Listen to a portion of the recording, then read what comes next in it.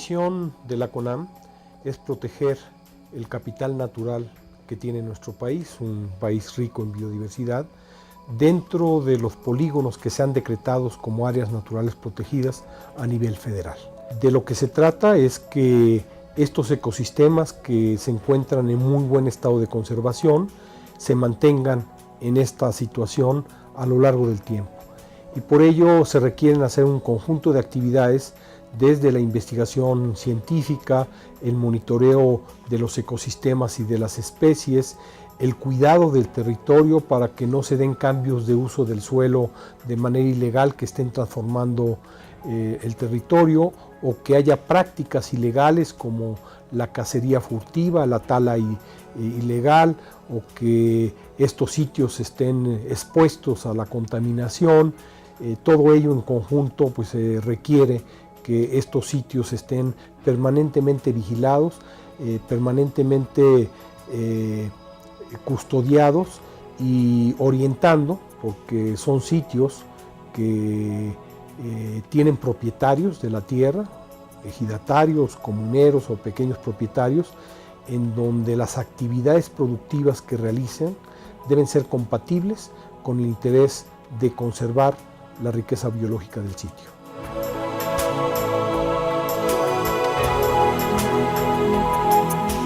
Hay distintas modalidades de áreas naturales protegidas y la ley prevé que puedan ser designadas como parques nacionales, como reservas de la biosfera, como áreas de protección de recursos naturales, como áreas de protección de flora y fauna, como santuarios o como monumentos naturales.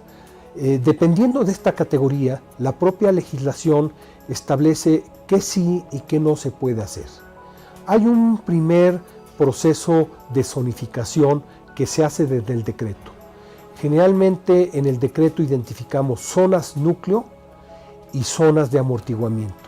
Las zonas núcleo son aquellas zonas con mayor riqueza, mayor fragilidad y en donde el conjunto de actividades que se pueden realizar en ellas son más restringidas. Y en la zona de amortiguamiento hay una variedad de actividades, tanto de preservación como de uso, que se pueden realizar en ella. Una vez que tenemos un decreto, cada área natural protegida debe disponer de un programa de manejo.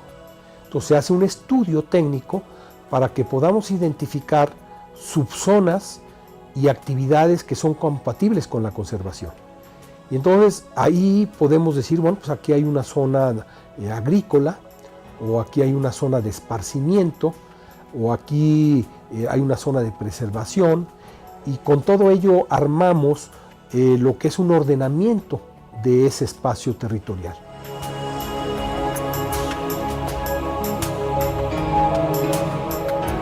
El modelo de conservación en México parte del principio de que estamos respetando los derechos que los legítimos propietarios tienen sobre los terrenos.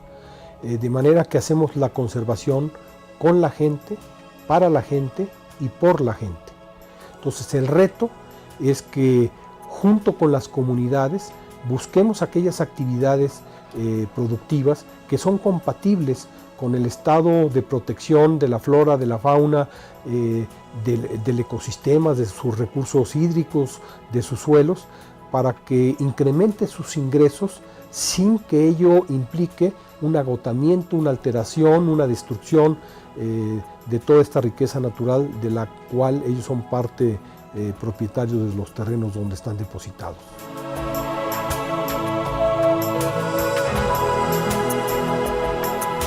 En primer término, tendríamos que afirmar que como instrumento de conservación, como política de conservación, las áreas naturales protegidas en México y en el mundo han demostrado ser aquellos mecanismos legales con los que los países disponen para mejor manejar sus territorios y conservar la biodiversidad.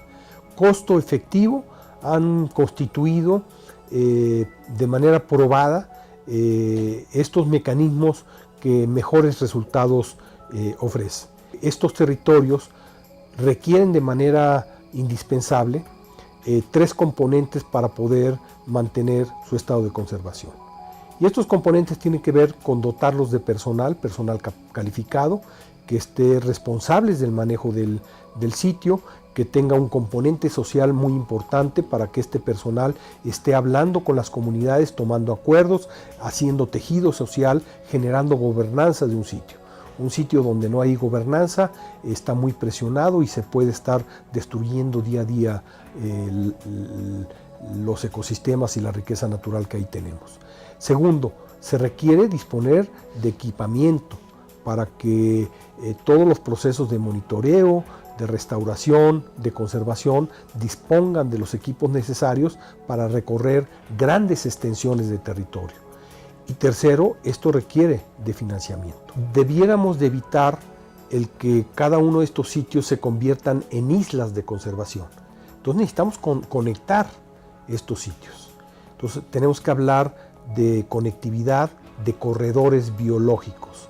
Y para ello tenemos que identificar cuáles son esas rutas a través de las cuales podemos tener sitios donde se vinculan un área protegida con otro, un ecosistema con otro, y esto nos lo permite muy bien pues toda la hidrografía riquísima que tiene nuestro país. Los esfuerzos de conservación tienen que rebasar aquellos espacios donde mejor conservados están los ecosistemas, porque las especies pues no necesariamente respetan estas fronteras artificiales que nosotros creamos a partir de un decreto.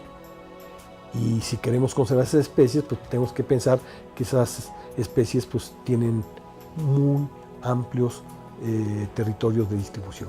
La transversalidad y la sinergia son fundamentales. Y no solamente desde el gobierno.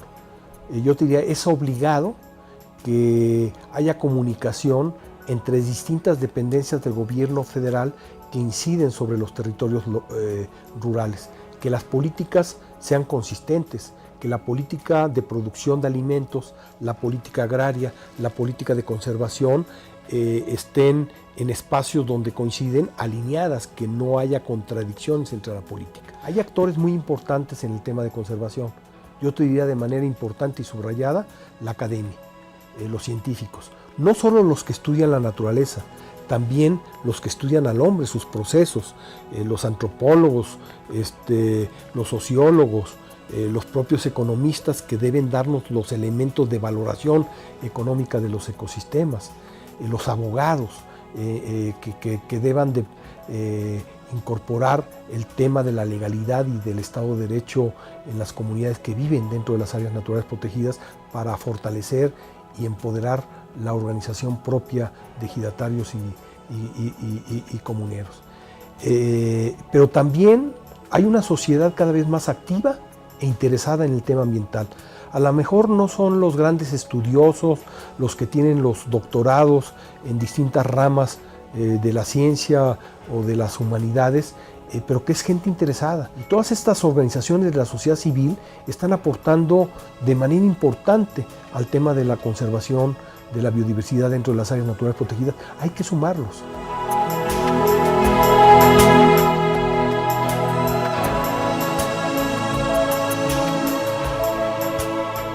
Áreas naturales protegidas, patrimonio biodiverso de nuestro país. Qué bueno que está usted, que sigue con nosotros en esta serie, que la Coordinación de Universidad Abierta y Educación a Distancia, el Programa Universitario de Medio Ambiente de la UNAM, conjuntamente con la Comisión Nacional de Áreas Naturales Protegidas de nuestro país, hemos preparado para usted.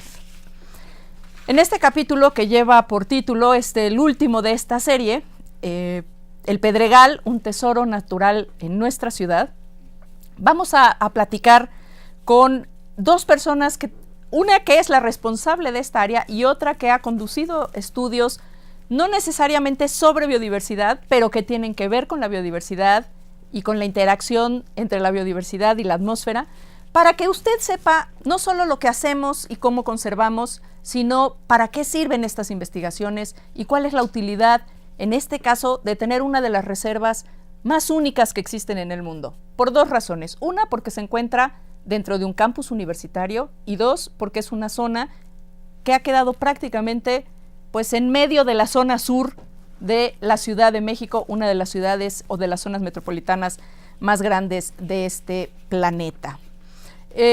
Y entonces, bueno, pues tengo el gusto de presentarle a ustedes, a nuestros invitados del día de hoy. Se encuentran con nosotros la doctora Telma Castro Romero. Ella es actualmente la directora del Centro de Ciencias de la Atmósfera de nuestra Casa de Estudios.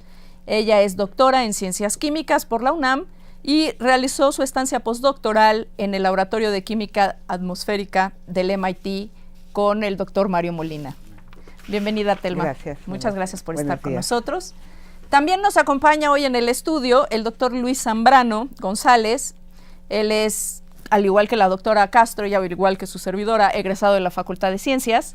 Él hizo su doctorado en Ecología en la UNAM y él es actualmente el secretario ejecutivo de la Reserva Ecológica del Pedregal de San Ángel de la UNAM. Y él tiene una larga trayectoria profesional en temas de conservación y ecología de comunidades acuáticas y bueno, pues actualmente hoy tiene a su cargo el cuidado de esta reserva. Vamos a hacer un poquito de historia de esta reserva. Le invitamos a que vea y nos acompañe en esta cápsula.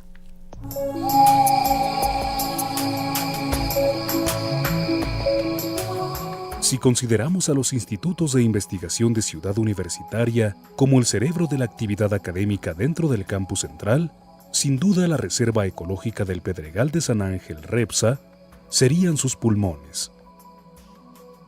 Producto de la erupción del volcán Xitle, registrada cerca del año 280 de nuestra era, la reserva se ubica al suroeste de la Cuenca de México, enclavada en una extensión de roca volcánica conocida como Pedregal de San Ángel. El derrame de lava del Xitle abarcó 80 kilómetros cuadrados desde las faldas del Ajusco hasta lo que hoy es la avenida Miguel Ángel de Quevedo.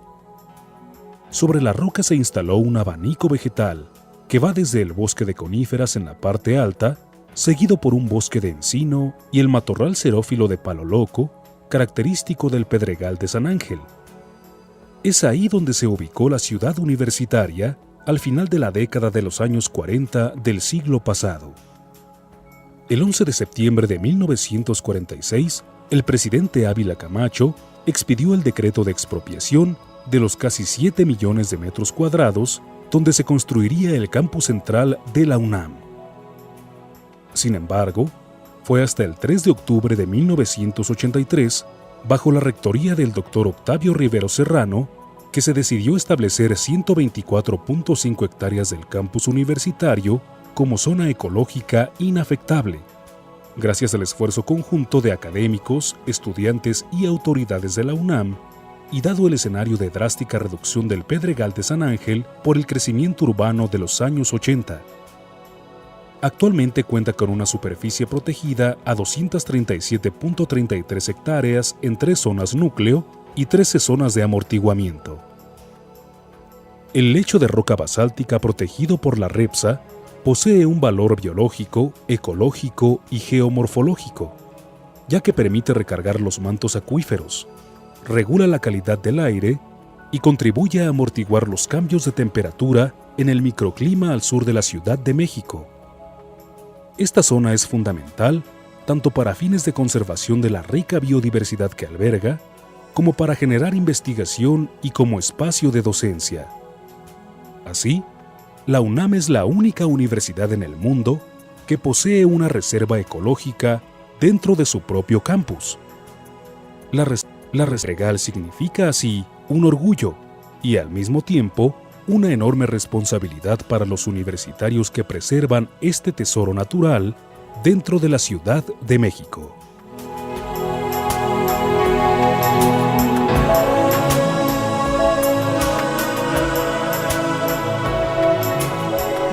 Les recuerdo que puede usted comunicarse con nosotros, dejarnos sus mensajes, sus ideas, sugerencias, preguntas sobre este programa, propuestas para nuevos programas. ¿Qué quiere usted saber de lo que hace nuestra universidad en materia de medio ambiente y sustentabilidad?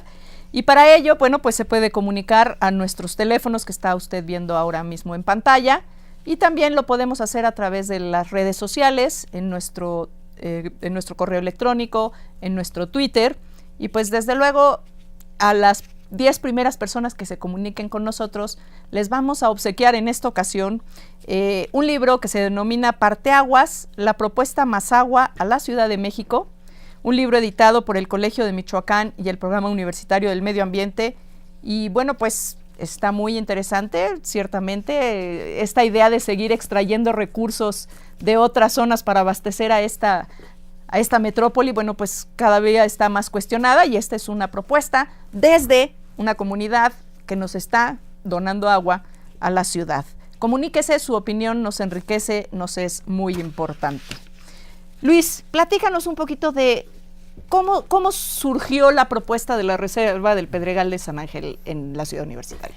Ok, bueno, tengo que empezar por decir que estamos cumpliendo 30 años en la reserva. Entonces estamos en las 3 décadas. Somos jóvenes. Sí, ya la reserva está cumpliendo 30 años, justo el 3 de octubre del 2013 cumplió 30 años, y estamos festejando durante todo este tiempo, durante todo este año, con múltiples actividades. ¿Cómo surgió? Bueno, surgió yo creo que con 2 factores que a mí me parecen que solo se pueden dar en una universidad como la nuestra. El primero fue la generación de conocimiento. Había grandes ecólogos que estaban muy interesados en entender cómo funcionaba la reserva. No quiero hablar de nombres porque seguro se me va a olvidar alguno, pero hubo no menos de un equipo de 10 a 15 ecólogos que empezaron a entender la reserva. Y al mismo tiempo, durante esa época, se empezaron a generar planes de crecimiento en la universidad que involucraban destruir gran parte de la reserva. Entonces, la primera parte fue como generación de conocimiento y entender que la reserva era muy importante para la universidad y para el sur de la ciudad, y a la par, un grupo de activistas, estudiantes que entendían muy bien a estas personas y que decidieron detener una serie de proyectos que en ese momento se estaban tratando de implementar para hacer un gran corredor de edificios sobre la misma reserva. De este conjunto de 2 cosas, de los activistas y de los investigadores, surgió una nueva propuesta que las autoridades universitarias de ese entonces acogieron bastante bien, que fue generemos la reserva. Generemos una reserva porque nos convencieron, las autoridades universitarias fueron convencidas por este grupo de activistas por un lado y de investigadores por el otro, para formar un núcleo de área protegida de la universidad. Eso fue hace 30 años, y después de esos 30 años empezaron a hacerse ciertas modificaciones, a generar los planos, a ampliarla. Es de las pocas reservas en el planeta, yo creo, que han crecido a partir de su nacimiento, y a generar una infraestructura durante estos 30 años que nos permiten tener la gran reserva que ahora tenemos dentro de Ciudad Universitaria. ¿Cuál es la relevancia particular de esta reserva? ¿Por qué es importante preservar lo que pues para muchos es así como un pedregal, ¿no? Un lote baldío. Un lote baldío lleno de malezas y animales. Pues mira, yo creo que lo primero y animales nocivos como serpientes y ratones y cosas de tarántulas y tlacuaches. Exacto, ¿no? Lo primero que yo creo que vieron los ecólogos y que es uno de los factores más importantes es que este es un ecosistema que está naciendo. Como vimos en el documental, el Xitle vino, llenó de lava todo esto, y estos son los primeros cientos y miles de años en los que las plantas y los animales están apareciendo y estableciéndose, y entonces estamos viendo el nacimiento de un ecosistema, cosa que no se ve todos los días. Cuando uno ve un bosque, pues es ya un ecosistema maduro, ya un ecosistema viejo relativamente. Entonces tenemos un ecosistema bebé, por decirlo de alguna manera, y eso nos arroja muchísima información en términos ecológicos. El otro factor que importa mucho, pues es la diversidad. Todos estos animales que de alguna manera dijimos de broma que son nocivos, pues en realidad son muy importantes y muy interesantes. O sea, los tlacuaches son unos marsupiales, tenemos pocos marsupiales en el país, los cacos, las víboras de cascabel, teníamos zorra gris en la reserva hasta hace poco, ¿Ya no hay? Pues ya no se ha avistado. No la hemos visto. Ahora, recientemente un colega me dijo que hace un año él vio una, pero vamos a generar un proyecto para ver si verdaderamente están ahí metidas, y si no, empezar a generar programas de restauración. De reintroducción de zorra gris, por ejemplo, para eso tenemos que solucionar otra serie de problemas, no es nada más aventar zorras grises por ahí, ¿no?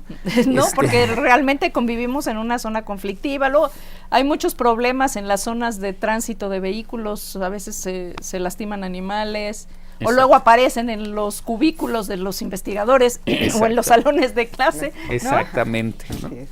Exacto, sí, tenemos muchos problemas y bueno, de los múltiples problemas que tenemos que solucionar es los perros ferales, ¿no? O sea, tenemos metidos perros ferales ahí que afectan a la fauna nativa y entonces, y compiten con la zorra. Entonces, primero tenemos cuando que dices deshacer. perros ferales, expliquémosle un poquito a nuestro público qué estamos queriendo decir por perro feral. O sea, los perros ferales son perros que en algún momento sus papás eran callejeros, entraron a la reserva, tuvieron hijos y esos hijos ya son bastante más salvajes. Son perros muchísimo más salvajes, no son domesticados. Que nunca han tenido contacto con personas. Que si las tienen es más bien de manera agresiva, como competencia o como amenaza, exactamente, y que están ahí metidos cazando todo el tiempo, consumiendo animales y compitiendo con otros animales.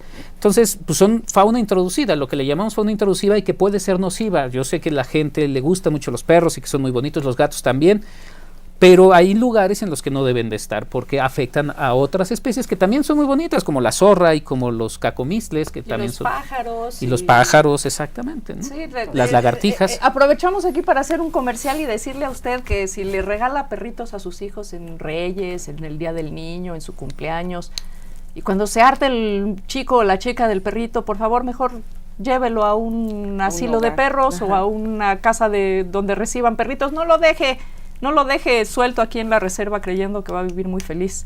La vida aquí es compleja y muy competida. Y sufren también ellos. Por supuesto, por supuesto. Telma, vamos a pasar un poquito ahora a otra dimensión de la reserva.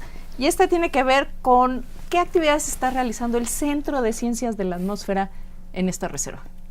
Bueno, hace algún tiempo tenemos el interés de ver qué están haciendo los gases de efecto invernadero en este tipo de ecosistemas, ¿no? Pueden estar afectando tanto pues toda esta parte que está comentando el doctor de toda la biodiversidad, cómo están afectando y nosotros vemos que en la Ciudad de México pues hay emisión de gases, de múltiples gases, ¿no? Los más comunes son los que más la gente conoce, el ozono, el dióxido de carbono, el azufre, ¿no? Y nosotros lo que decidimos es estudiar el CO2, o sea, el dióxido de carbono en la Ciudad de México. Una de las partes que es importante, no soy bióloga, pero por lo menos cuando estaba en la preparatoria, en la primaria, me enseñaron que las plantas en su proceso de respiración capturan y emiten CO2, ¿no? Entonces nos adentramos a la reserva como un proyecto piloto, porque queremos eventualmente irnos a grandes bosques para ver esto de los servicios ambientales, para el cuidado de los bosques, etcétera, en términos de cuidar los bosques y que capturan carbono para mitigar el CO2 ambiente, ¿no? Entonces nos fuimos a la reserva y pues estamos con este proyecto piloto que es realmente la tesis de doctorado de Erika León, Sánchez León, y pues ya terminó de hacer todo el experimento y les puedo comentar qué hicimos, ¿no? Entonces lo que decidimos es buscar, no podemos hacer el análisis de todas las plantas, pero lo que decidimos fueron 3 plantas endémicas, estudiaron 3 de las plantas endémicas, ¿no? Y además la otra característica era que en su abundancia y además que durante el año se conservaran las hojas, ¿no? Porque si no, pues nuestro experimento está justamente ver el proceso de fotosíntesis en las hojas, ¿no? Cómo hacen su emisión y captura de este gas.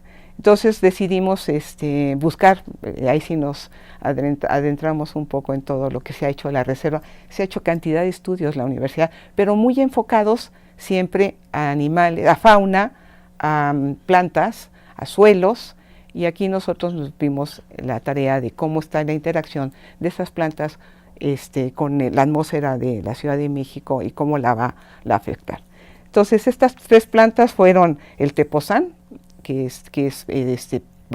está todo el tiempo casi con flores, con hojitas, ¿no?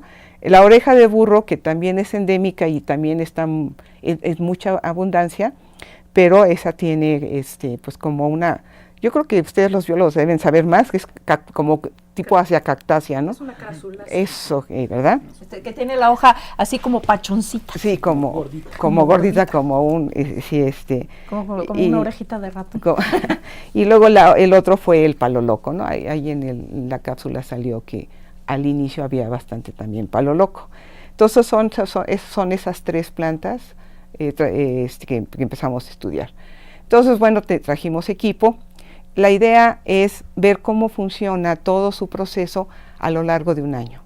Entonces, muestreamos estas 3 plantas en 3 diferentes horarios, con un equipo. Ahí está viéndose el equipo, ¿sí? Y bueno, esa es una cámara que tiene un sensor en infrarrojo, que lo que hace esa cámara se abre, se mete la hoja y entonces la hoja está durante un tiempo metida ahí sin dañarla porque cambia su propiedad y entonces empieza a hacer su proceso de emisión o captura, ¿no? del gas.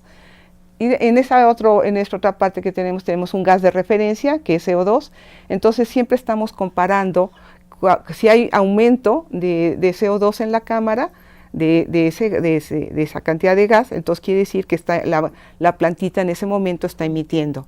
Y si hay una captura, entonces si hay una disminución, está capturando. Y ese es un sensor que mide la luz fotosintéticamente activa, ¿no? Para poderlo después correlacionar con todo el proceso de fotosíntesis.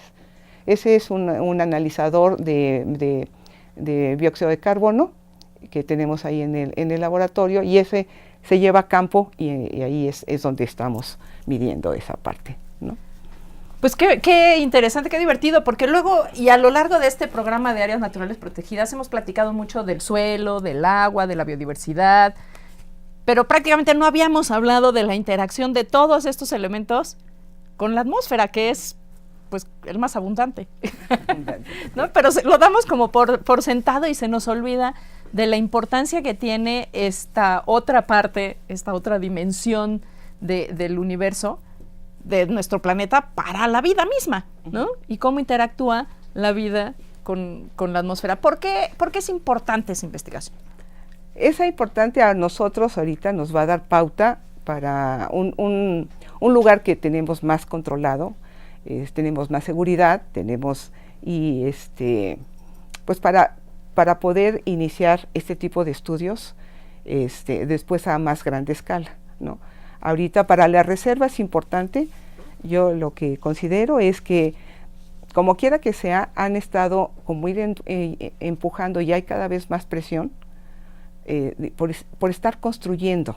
Yo lo he visto, aunque dicen que hay toda una coordinación para que ya no se construya en la reserva, etcétera, pues hay cierta presión y yo voy viendo que cada vez van construyendo de a poquitos.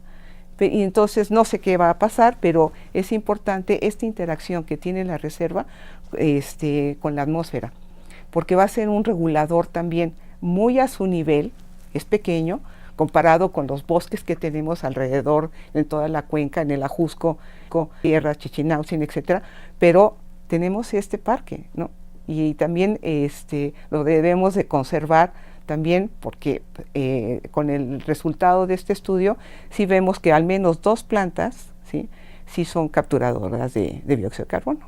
Va a ser su pequeña contribución, pero así en pequeñas contribuciones podemos también mitigar todo el problema de los gases de efecto invernadero. Esa es, digamos, como una relevancia importante para tanto conservar como ayudar a esta ciudad a mitigar los gases de efecto invernadero, ¿no? Pues nos tenemos que ir a una pausa. Esto está muy interesante, desde luego. No se vaya, regresamos en un segundo con usted.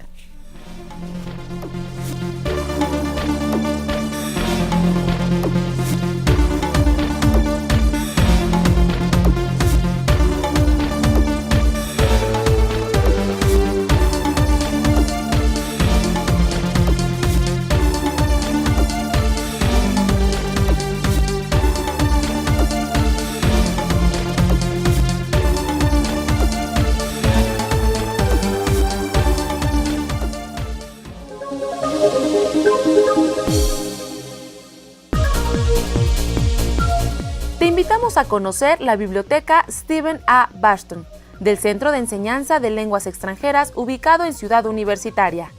Fue creada en 1979 y su acervo asciende a más de 44,000 volúmenes. Es una de las bibliotecas más importantes del área de la lingüística aplicada, enseñanza de lenguas y áreas afines a nivel nacional y latinoamericano. Contamos con un acervo de consulta, acervo general, gramáticas, colecciones especiales, publicaciones periódicas, estando suscritos a más de 72 revistas especializadas en lingüística y enseñanza de lenguas. También contamos con una colección de tesis, recursos electrónicos y material audiovisual que apoya la enseñanza de las lenguas extranjeras. El horario de atención es de lunes a viernes de 8:30 de la mañana a 7:30 de la noche. También te invitamos a consultar nuestra página en la dirección electrónica www.cele.unam.mx/biblioteca, donde encontrarán catálogos de los diferentes materiales con los que contamos, así como una serie de recursos electrónicos que van desde bases de datos, libros electrónicos y revistas electrónicas de texto completo. Acércate a conocer nuestras instalaciones, servicios y recursos dispuestos para la comunidad universitaria. ¡Te esperamos!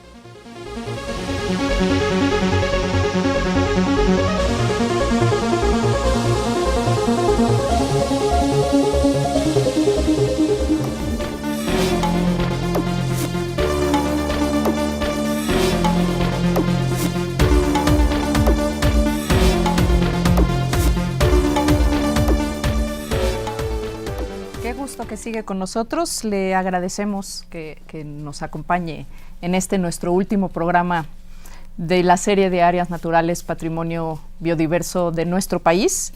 Le recuerdo que puede usted llamarnos, se puede comunicar con nosotros a los números 5622-8718, lo tiene ahora mismo usted en su pantalla. También puede escribirnos en las redes sociales, al correo info@puma.unam.mx o al Twitter, el correo lo tiene ahora usted en su pantalla, o al Twitter @pumaambiente, todo de corridito, UNAM. Déjenos sus ideas, sus opiniones, y si es usted de las primeras personas que se comunica con nosotros, le haremos un obsequio, que es el libro de la propuesta de la comunidad Mazahua a la Ciudad de México, un libro editado por el Colegio de Michoacán y el Programa Universitario de Medio Ambiente. Regresamos con Telma para cerrar esta parte de la investigación en los temas de la reserva y la atmósfera. La atmósfera. Estábamos viendo el tema de las plantas, sí. Y dices que también están midiendo las emisiones en el suelo. En suelo. Sí, porque en el suelo pues también vemos que hay varios microorganismos, ¿no? Ustedes como biólogos lo saben, y también las plantas que luego se caen, etcétera, también hacen ahí sus procesos, etcétera, y finalmente también el suelo está emitiendo o metano o CO2, ¿no? Entonces hemos medido también eso durante todo este proyecto. Este proyecto lo hicimos en el año 2010. Entonces apenas vamos a sacar los resultados, ¿no? Y están bastante interesantes. ¿La balanza hacia dónde se inclina en términos de servicio ambiental? De servicio ambiental. ¿De captura de CO2? Sí, de captura de CO2. O sea, la reserva sí está... Es un sumidero. Es un sumidero de CO2, sí, más que de emisión, ¿no? En particular la de oreja de burro, esa, pues por su fenomenología, ¿verdad? No es tan importante durante el día, es más en la noche, ¿no? Es interesante también ver esa parte, ¿no? Y también, pues, creo que en la cápsula salieron algunas imágenes de un nuevo equipo que los tenemos probando ahora en la plataforma instrumental del Centro de Ciencia de la Atmósfera, que le llaman eddy covariance, pero mide fundamentalmente todo la emisión que viene desde los grandes bosques, etcétera. Entonces se pone arriba de los árboles, y el equipo se pone hasta arriba de los árboles Y lo que tiene son un sensor para medir CO2, metano, y ahí también se tiene un medidor de viento, un ultrasónico, y lo que nos permite es ver, medir esos gases, pero ya en un área más amplia. En particular, dependiendo la altura donde la pongamos, si lo ponemos a 20 metros, tenemos una emisión de un bosque o de un área de plantas del orden de 2 kilómetros. Pues qué interesante, porque eso permite realmente hacer estudios un poco más, con una visión más macro, ¿no? Sí, así es. Saber qué tan pulmón es el pulmón. ¿Qué tan pulmón es el pulmón? ¿Qué tanto inspira el pulmón? ¿Qué tanto retiene? Vamos a regresar un poquito contigo, Luis. ¿Cuál es más allá del tema de la biodiversidad, del tema de la parte más biogeoquímica del papel que juega esta reserva, ¿cuál es la parte que los universitarios, qué papel están jugando los universitarios en la conservación de esta reserva? Bueno, yo sí creo que jugamos el doble papel de los buenos y los malos, digamos, ¿no? Tenemos de todo en Tenemos casa. de todo, sí. Yo creo que una de las cosas que no nos hemos dado cuenta como universitarios en la parte mala es la joya que tenemos. O sea, la gente de hace 30 años sí se dio cuenta y sí luchó por tener una reserva y nos regaló una reserva a las nuevas generaciones. La gente de hace 30 años éramos tú y yo. Ahí más jovencillos. Ahí andábamos de estudiar. Sí, pero de estudiar. Ya estoy echándonos en cara, la edad. ¿no? Descarando, fuera máscaras, pero exacto, pues ahí, ¿no? yo me acuerdo que como yo recién entrando a la facultad me tocó el movimiento en el cual fuimos a parar las máquinas que exacto. estaban rellenando los camellones. Claro, luego nos fuimos de vacaciones y regresamos y habían rellenado casi todos los camellones. Sí, no, bueno, lo que pasa es que justo estábamos como más jovencillos y los líderes de ese grupo de personas, tanto científicos como activistas, fueron los que nos regalaron esto, ¿no? Y siento que como que hemos perdido un poco el sentido, no los biólogos o no muchos biólogos o no muchos investigadores, pero sí la universidad se ha como que ha volteado hacia otro lado, o sea, ya lo dio por garantizado, digamos, la reserva. Y eso ha hecho un poquito lo que decía Telma hace ratito, de que de repente le queremos estar gane y eso es una de las cosas, una parte de mi trabajo es estar como deteniendo ese, no me quites un pedazo de reserva porque la reserva es muy importante. Eso es como la reserva ha crecido, ¿no? Comentabas hace un... Claro, a lo largo de los años ha crecido, y eso es mucho gracias a todavía este grupo de personas que ha estado insistiendo, ¿no? El problema es que yo creo que lo que nos ha faltado es que la universidad como tal, o sea, que el estudiante de contaduría, el estudiante de derecho, entiendan qué es la reserva, y nos hace falta un poquito eso.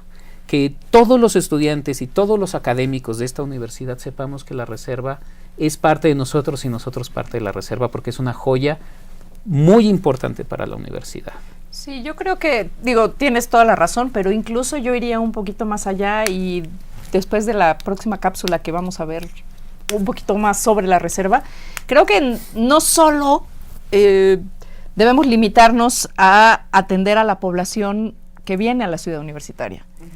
Tendríamos que convencer a todos los universitarios, a los de otras facultades, por ejemplo, Iztacala, Zaragoza, Acatlán, a los chicos y las chicas de las prepas, de los colegios de ciencias y humanidades, y los campus foráneos, que ahora la universidad está recuperando su esencia nacional sí. Expandiéndose hacia otros estados. Y exuniversitarios también. Y exuniversitarios, pero también a la población en general. Por ejemplo, la población de Santo Domingo, que colinda con la reserva.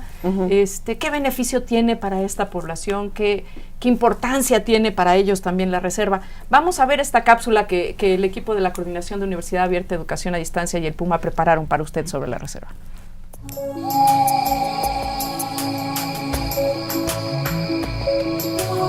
El espacio que resguarda la Reserva Ecológica del Pedregal de San Ángel, REPSA, alberga una alta diversidad de formas de vida. Su ecosistema principal, el matorral xerófilo de Palo Loco, al estar ubicado dentro del Pedregal, cuenta con suelos poco profundos y rocosos, por lo que la mayor parte de la lluvia se drena al subsuelo. Esto significa que su vegetación debe adaptarse a condiciones de aridez durante la mayor parte del año. En el Pedregal se observan 2 temporadas de floración bien definidas, la seca de noviembre a mayo y la de lluvias de junio a octubre. Durante esta última, la mayoría de las plantas tienen frutos. En este ecosistema se encuentran al menos 20 variedades de orquídeas, tanto terrestres como epífitas, también llamadas plantas aéreas, por lo que el Pedregal es un refugio muy importante para este tipo de plantas en el Distrito Federal. También se registran especies endémicas y en peligro de extinción, como la mamilaria, Mamilaria sanangelensis, y la orquídea Bletia urbana. Otros organismos presentes en la reserva son hongos lignícolas, que crecen sobre madera, y humícolas, que crecen entre la hojarasca. De las más de 300 especies de plantas registradas, destacan el palo loco, las suculentas del género Echeveria, como la llamada oreja de burro, cactáceas, teposanes, tabaquillos, copales y flor de peña, además de herbáceas. La diversidad faunística también es notable. Hay 37 especies de mamíferos, entre los que destacan 16 de murciélagos y 16 de roedores. Incluso pueden encontrarse zorrillos, conejos, cacomixtles, tlacuaches y la zorra gris. Además existen 106 especies de aves que representan aproximadamente la mitad de las que sobrevuelan la Cuenca de México. De ellas, 4 son endémicas de nuestro país. Entre estas tenemos colibríes, carpinteros, semilleros, calandrias y mosqueros. En lo que respecta a anfibios asociados a los cuerpos de agua subterráneos y superficiales, se registran 3 especies, una de salamandras y 2 de ranas, una de las cuales es endémica. En los reptiles se han observado 3 especies de lagartijas y 6 de culebras, así como víbora de cascabel. Por los insectos se han registrado chapulines, abejas, escarabajos, arañas y más de 50 especies de mariposas. Desafortunadamente, el 90% de este ecosistema se ha perdido por la urbanización. El 10% restante se encuentra en el territorio comprendido dentro de la REPSA. De ahí la importancia de este espacio, uno de los últimos reductos naturales de la Ciudad de México.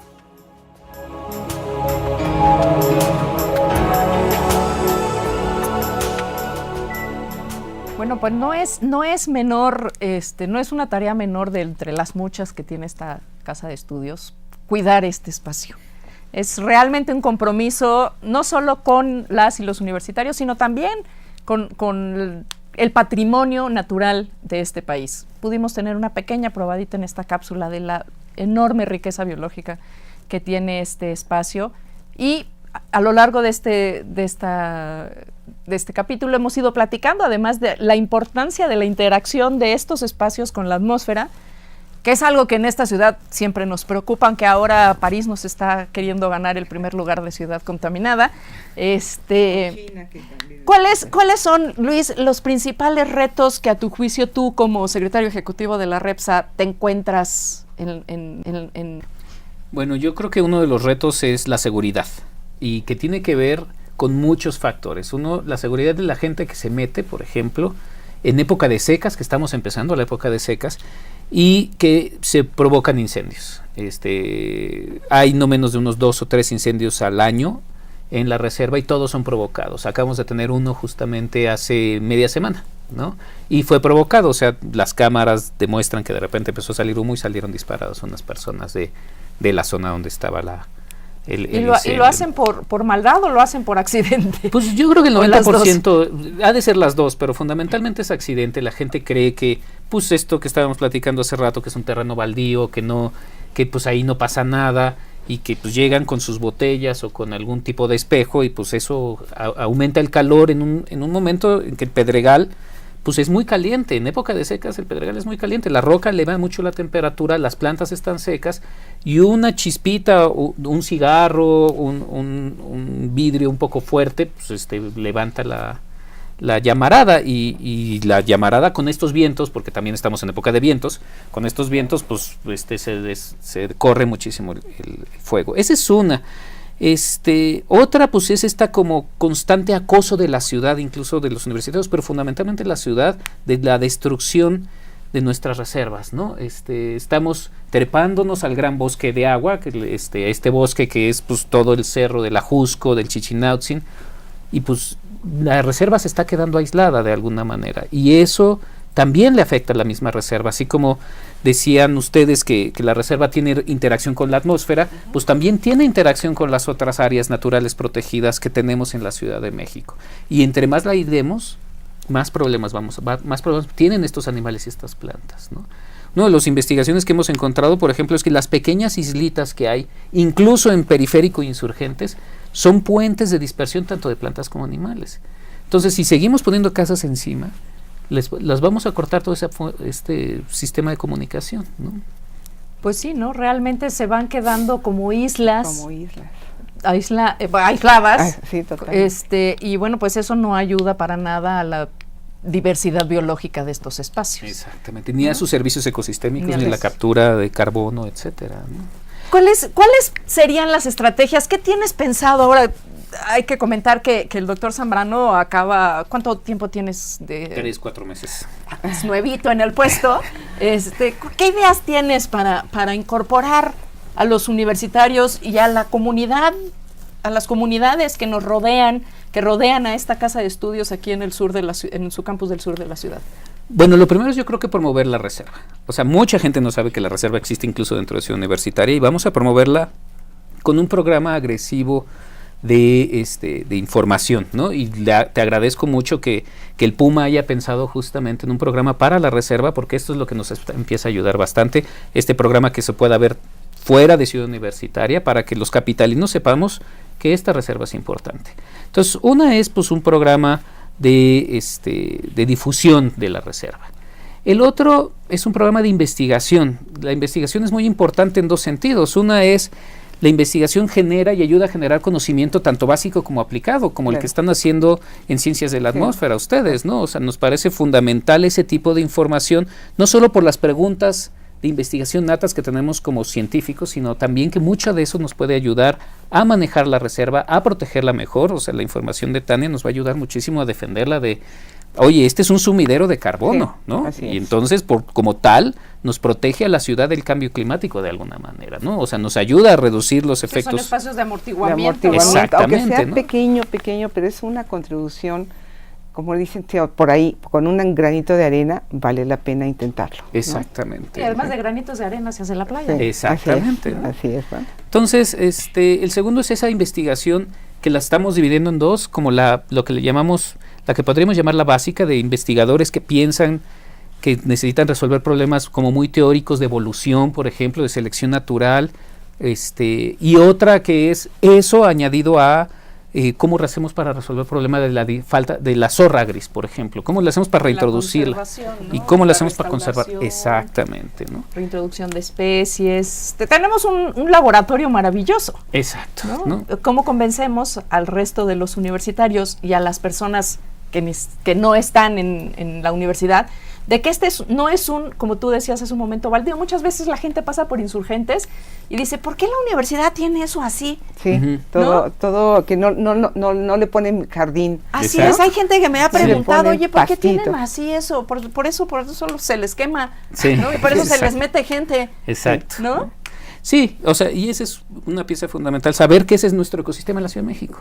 Es impresionante, pero no sabemos que ese es el ecosistema del sur de la Ciudad de México. Creemos que son pinos y que son... O los humedales. Exactamente. ¿No? Estamos entre Xochimilco y el Pedregal, ¿no? Sí, y se nos olvida que ahí en medio está el Pedregal, efectivamente, y que tiene un inmenso valor biológico y un inmenso valor en términos de servicios ambientales. Bueno, lo biológico también es un servicio ambiental, claro. Exacto. Pero toda esta otra dimensión de los suelos, de la atmósfera y de la biodiversidad que ocupa este territorio. ¿Cómo estás pensando hacer llevar esta reserva a los salones de los estudiantes de esta universidad? Bueno, uno de los programas que tenemos es empezar a reclutar muchos voluntarios, ¿no? O sea, la universidad tiene una gran cantidad de estudiantes y, por ejemplo, en programas que incluso no son directamente nuestros, así es que programas que ustedes tengan que están invitadas a que nosotros consigamos voluntarios. Por ejemplo, uno de los programas que vamos a involucrarnos muchísimo ahora es el Día del Jardín Botánico, el Día Nacional de los Jardines Botánicos, que se hace en el Jardín Botánico que está pegado a la reserva, claro, con el doctor Javier Caballero. Vamos a invitar a un grupo muy grande de estudiantes del CCH Sur que trabajan, que están allá al lado. Exactamente. En una zona, colindan. Del otro lado, justamente, para que nos ayuden como voluntarios a entender qué es la reserva, para atraer a la gente que viene al Jardín Botánico a que entienda un poquito qué es la reserva. Y así de paso los convencemos de estudiar biología. Pues, para llenar los salones de la facultad. Ese es uno de los factores que queremos hacer. Otro de los factores, vamos a ir a literalmente salonear para recuperar voluntarios que vayan con nosotros a hacer proyectos de restauración que muchas veces son muy bonitos, porque cuando uno está del otro lado de CEU y del otro lado está la reserva, pues uno no ve los cacomistles y no ve los tlacuaches y no ve nada y dice, ay, ese es un terreno baldío. Pero cuando uno empieza a deshiervar, por ejemplo, porque está el pasto quicuyo invadiéndonos y empiezan a ayudarnos a deshiervar, de repente aparece un caco y la gente se emociona mucho, porque rara vez una víbora de cascabel. Pues bueno, y también se emociona uno. Se espanta la víbora, ¿eh? Sí, las víboras se espantan. Son más listas que nosotros. Exacto. Nos no tienen atacan, miedo. Sí. No atacan a menos de que uno las esté enchinchando, Claro, ¿no? claro. Entonces, no es peligroso en ese sentido. O sea, hay que estar al pendiente, pero no es nada peligroso. Y es cuando la gente se empieza a enamorar de la reserva. En realidad, uno de los peligros de la reserva es caminarlo sin saber. Exacto. Y si no tienes los zapatos adecuados, porque resbalarse o atorar el pie en una grieta es muy fácil. Exacto. Lastimarse es más fácil. Es más fácil. Oye, una pregunta, ¿todavía se están haciendo proyectos como en la época en la que nosotros éramos estudiantes, hace apenas un par de años? 3 meses, 4.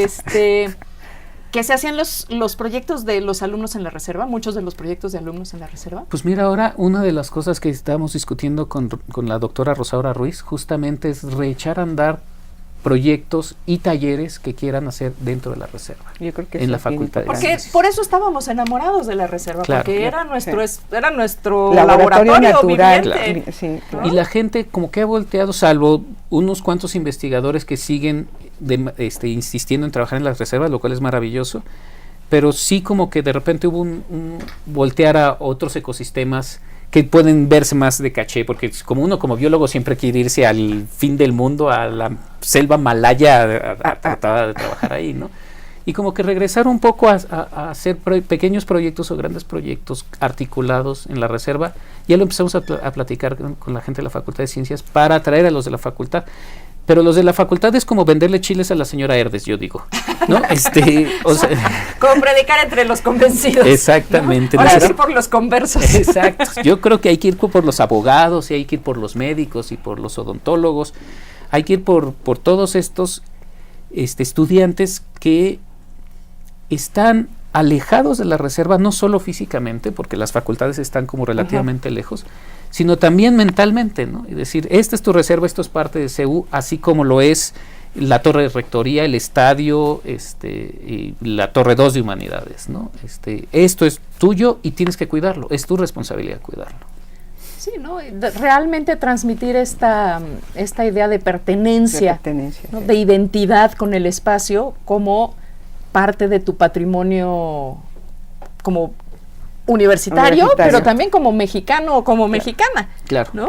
O sea, porque realmente la reserva la cuida la UNAM, pero no es propiedad exclusiva en términos de patrimonio de la humanidad, de la universidad, sino que estos patrimonios biológicos, aunque tengan dueño, pues son patrimonios de la humanidad, porque ahí, como hemos estado viendo a lo largo de toda esta charla, pues se dan procesos biológicos, atmosféricos, de suelo, ¿no? En los cuales, pues, depende al final del día, esto en pequeña escala, pero si esto lo replicamos a nivel de planeta, pues de ahí depende toda la vida en el planeta. Exacto. Yo lo que creo es que podría esta idea que tienes de voluntarios a lo mejor pues empezar con todas las facultades, prepas, etcétera, a estos voluntarios, hacerles ver la necesidad clara de que todo esto es una forma de verla y cuidar al planeta en forma integral.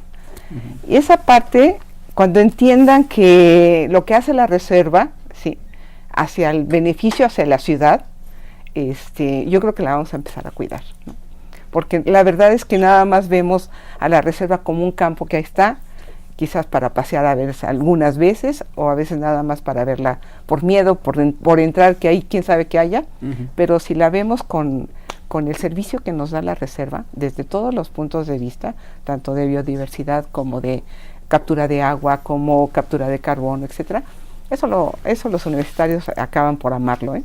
Sí, y no hablamos de la captura de agua, efectivamente, pero es importantísima para la captura de agua de esta ciudad, que le hace falta. Queda pendiente para otro programa el tema de la captura de agua, ciertamente, en esta zona. Esta es una zona de recarga natural, maravillosa, y bueno, pues todo dura hasta que se acaba. Le agradecemos muchísimo que nos haya acompañado a lo largo de esta serie.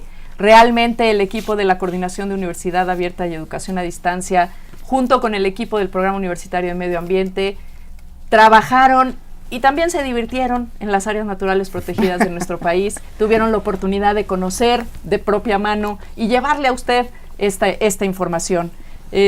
Pues nada, no me queda más que despedirme de ustedes. Hasta la próxima. Muchas gracias por habernos acompañado.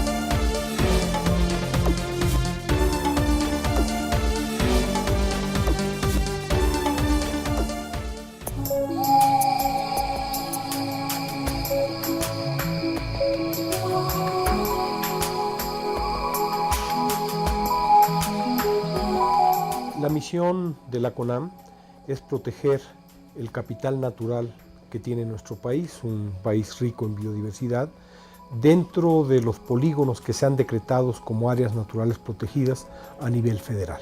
De lo que se trata es que estos ecosistemas que se encuentran en muy buen estado de conservación se mantengan en esta situación a lo largo del tiempo. Una zona de preservación, y con todo ello armamos lo que es un ordenamiento de ese espacio territorial.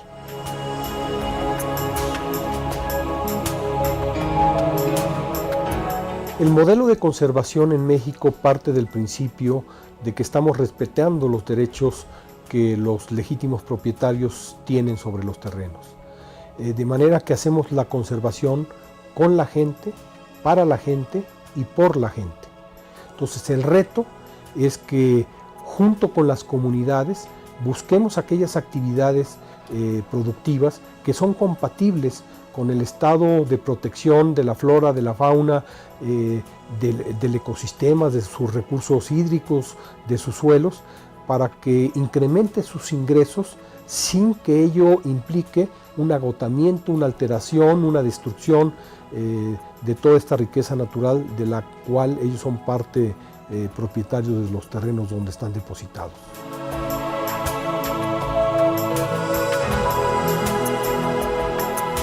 En primer término, tendríamos que afirmar que como instrumento de conservación y por ello se requieren hacer un conjunto de actividades desde la investigación científica, el monitoreo de los ecosistemas y de las especies, el cuidado del territorio para que no se den cambios de uso del suelo de manera ilegal que estén transformando el territorio, o que haya prácticas ilegales como la cacería furtiva, la tala ilegal, o que estos sitios estén expuestos a la contaminación.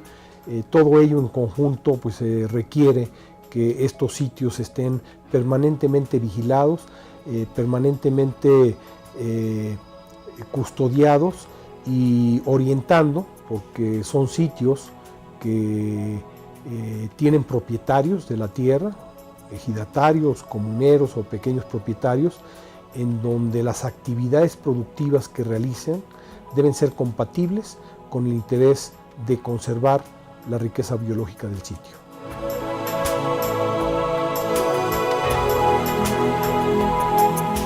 Hay distintas modalidades de áreas naturales protegidas y la ley prevé que puedan ser designadas como parques nacionales, como política de conservación. Las áreas naturales protegidas en México y en el mundo han demostrado ser aquellos mecanismos legales con los que los países disponen para mejor manejar sus territorios y conservar la biodiversidad. Costo efectivo han constituido de manera probada estos mecanismos que mejores resultados ofrecen. Estos territorios requieren de manera indispensable tres componentes para poder mantener su estado de conservación. Y estos componentes tienen que ver con dotarlos de personal calificado, que esté responsables del manejo del sitio, que tenga un componente social muy importante para que este personal esté hablando con las comunidades, tomando acuerdos, haciendo tejido social, generando gobernanza de un sitio. Un sitio donde no hay gobernanza está muy presionado y se puede estar destruyendo día a día los ecosistemas y la riqueza natural que ahí tenemos. Segundo, se requiere disponer de equipamiento para que todos los procesos de monitoreo, como reservas de la biosfera, como áreas de protección de recursos naturales, como áreas de protección de flora y fauna, como santuarios o como monumentos naturales. Dependiendo de esta categoría, la propia legislación establece qué sí y qué no se puede hacer. Hay un primer proceso de zonificación que se hace desde el decreto. Generalmente en el decreto identificamos zonas núcleo y zonas de amortiguamiento. Las zonas núcleo son aquellas zonas con mayor riqueza, mayor fragilidad y en donde el conjunto de actividades que se pueden realizar en ellas son más restringidas. Y en la zona de amortiguamiento hay una variedad de actividades, tanto de preservación como de uso, que se pueden realizar en ella. Una vez que tenemos un decreto, cada área natural protegida debe disponer de un programa de manejo. Entonces se hace un estudio técnico para que podamos identificar subzonas y actividades que son compatibles con la conservación. Y entonces ahí podemos decir, bueno, pues aquí hay una zona agrícola, o aquí hay una zona de esparcimiento, o aquí hay una